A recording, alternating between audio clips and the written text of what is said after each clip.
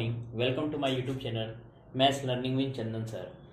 आज मैं आपको बताने जा रहा हूँ सीबीएसई बोर्ड का सबसे इम्पोर्टेंट थ्योरम जो हर साल पूछा गया आपसे।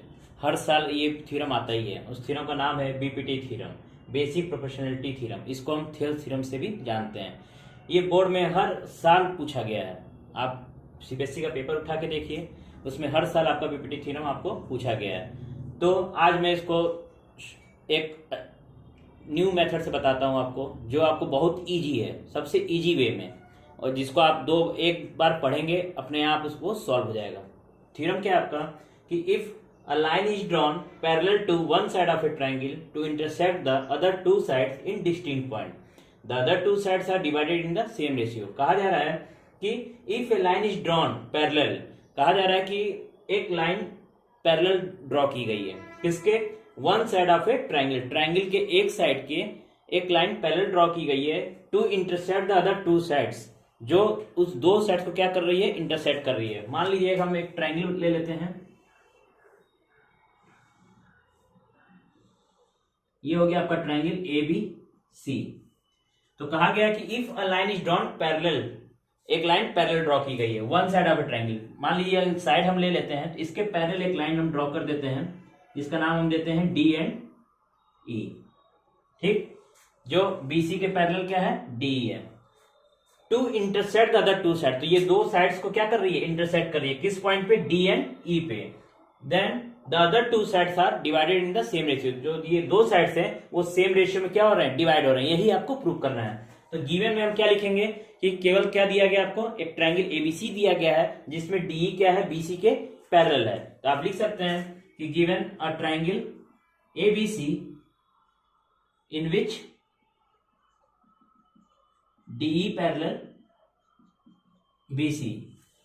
ये हो गया आपका गिवन कि एक ट्रायंगल ABC जिसमें DE क्या है, BC के पैरेलल है। इसके बाद क्या लिखते हैं, टू प्रूव, कि हमें क्या प्रूव करना है।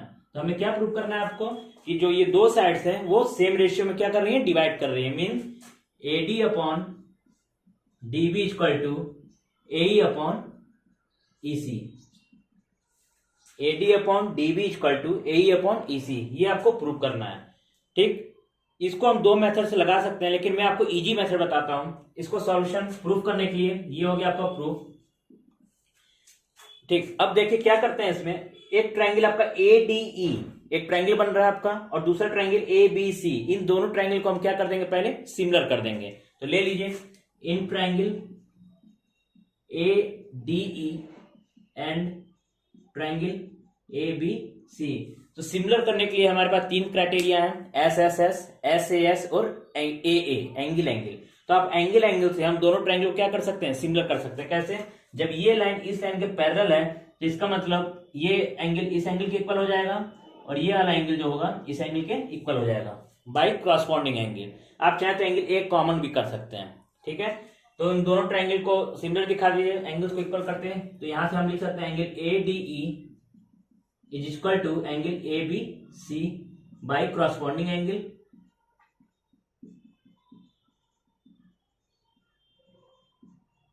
उसी तरह से एंगल ए कॉमन कर लीजिए, angle A equal to angle A common angle. तो therefore triangle ADE is similar to triangle ABC by angle angle criteria। भाई एंगल एंगल क्राइटेरिया से ये दोनों ट्रायंगल आपके क्या हो गए, सिमिलर हो गए। तो आपको पता है कि जब दो ट्रायंगल सिमिलर हो जाते हैं तो उसके जो साइड्स होते हैं, कॉरस्पॉन्डिंग साइड्स, वो प्रोपोर्शनल हो जाते हैं। तो देयरफॉर, तो इसके कॉरस्पॉन्डिंग साइड्स क्या हो जाएंगे, प्रोपोर्शनल हो जाएंगे। तो इस ट्रायंगल का AD upon AB is equal to DE upon BC equal to AE upon AC। corresponding sides are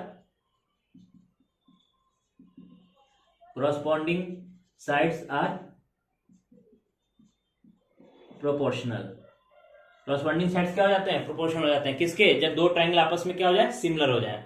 तो ये AD upon AB, AE upon AC and DE upon BC, ये दोनों तीनों साइड्स क्या हो गया, एक दूसरे के प्रोपोर्शनल हो गए। अब आपको इसमें से दो साइड ले लीजिए जिसकी हमें जरूरत है।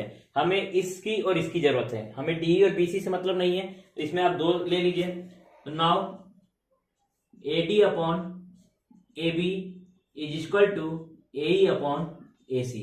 ये मैंने इसमें से ही ले लिया, A D upon A B equal to A upon A C, ये दोनों क्या है आपस में इक्वल है। अब इसके आगे चलते हैं, इसके आगे चलते हैं आप, ऊपर का मैं इरेज कर रहा हूं, ठीक।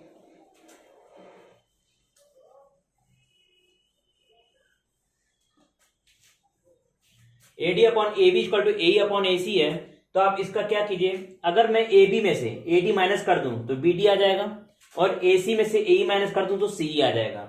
तो हमें ए डी की तो जरूरत है बट ए बी की जरूरत नहीं है, तो सबसे पहले आप क्या करेंगे, इसका रेसिप्रोकल कर देंगे। इसका रेसिप्रोकल करेंगे तो ये हो जाएगा आपका A B upon A D is equal to A C upon A. इसका क्या कर दिया गया है, रेसिप्रोकल कर दिया गया है। ब्रैकेट में आप चाहे तो लिख सकते हैं बाई रेसिप्रोकल ऑफ इक्वेशन 1। अगर आप इसको इक्वेशन 1 सपोज कर लेते हैं तो इसका रेसिप्रोकल अगर हम कर देंगे तो ए बी ऊपर चला जाएगा, ए डी नीचे आ जाएगा, वैसे ही ए सी ऊपर चला जाएगा, ए नीचे आ जाएगा। अब क्या कीजिए, अगर इस ए बी में से ए डी माइनस करेंगे तो आपका बी डी आएगा, तो इसका मतलब दोनों तरफ हम क्या कर दें, 1 को सब्ट्रैक्ट कर दें। तो अब यहाँ पे लिख सकते हैं कि सब्ट्रैक्टिंग 1 इन बोथ साइड, दोनों साइड में हम क्या कर दें, 1 को सब्ट्रैक्ट कर देंगे, तो ये आपका बन जाएगा A B upon A D minus 1 equal to A C upon A minus 1। दोनों तरफ 1 1 को सब्ट्रैक्ट कर दिया गया। अब आप एलसीएम ले लीजिए, इसको मैं इरेज कर दे रहा हूं। अब हम एलसीएम लेंगे तो ये आपका एलसीएम ए डी हो जाएगा, तो ऊपर आपका क्या होगा, A B minus A D, इधर आपका हो जाएगा ए सी माइनस ए अपॉन ए, इसे मल्टीप्लाई हो जाता है। अब आप फिगर से देखिए कि ए बी में से अगर ए डी, इस पूरे ए बी में से अगर हम इतना पार्ट माइनस कर दे तो आपका क्या बचेगा, डी बी। तो हम इसको ऊपर वाले को लिख सकते हैं डी बी अपॉन, नीचे रहेगा ही ए डी। वैसे ही इस पूरे ए सी में से अगर हम ए को माइनस कर दें तो आपका क्या बच जाएगा, सी। तो हम ए सी में से ए को माइनस कर दें तो ये बच जाएगा आपका सी अपॉन ए, ठीक। अब आपको लाना क्या था, A D upon D B equal to A upon A C, तो इसका आप क्या कर देंगे, दोबारा हम रेसिप्रोकल कर देंगे। फिर से इसका रेसिप्रोकल कर दीजिए बाय रेसिप्रोकल ऑफ एबोव, ऊपर का रेसिप्रोकल करेंगे तो we get A D upon D B equal to A upon E C. यही आपको प्रूव करना था, प्रूव्ड। देखिए मैं इसको कितने सिंपल तरीके से आप बीपीटी थ्योरम को प्रूव कर सकते हैं। बीपीटी थ्योरम आपका basic proportionality theorem is the most important theorem in the for the CBSE board exam.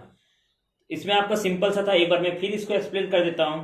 एक ट्रायंगल आपका ए बी सी है जिसमें बीसी बेस लिया गया है, इसके पैरेलल एक लाइन ड्रॉ की गई है डी, और आपको प्रूव करना है कि जो डी जो है इस ए बी एंड ए सी को 2 इक्वल रेशियो में डिवाइड कर रही है, means A D upon D B और ए अपॉन ई सी आपको प्रूव करना है। तो सबसे पहले मैंने क्या किया, triangle A D E and triangle A B C को सिमिलर दिखा दिया by using A criteria. A criteria means angle criteria, कोई भी इसमें आप 2 एंगल्स आप इक्वल करा सकते हैं। 2 लाइन ये हो गई पैरेलल, इसके लिए एक ट्रांसवर्सल बन जाएगी, इसलिए एंगल डी जो होगा एंगल बी के इक्वल हो जाएगा by corresponding angle. Angle A दोनों में कॉमन है, कॉमन एंगल मैंने ले लिया। आप चाहें तो एंगल ए ई डी बराबर एंगल सी भी लिख सकते हैं, ये भी आपका कॉरस्पॉन्डिंग एंगल के इक्वल हो जाएगा। तो दोनों ट्रायंगल जब ए से सिमिलर हो गए तो उसके साइड्स क्या हो जाते हैं, प्रोपोर्शनल हो जाते हैं। तो उसके साइड के प्रोपोर्शनल आप A D upon A B equal to A upon A C लिख सकते हैं।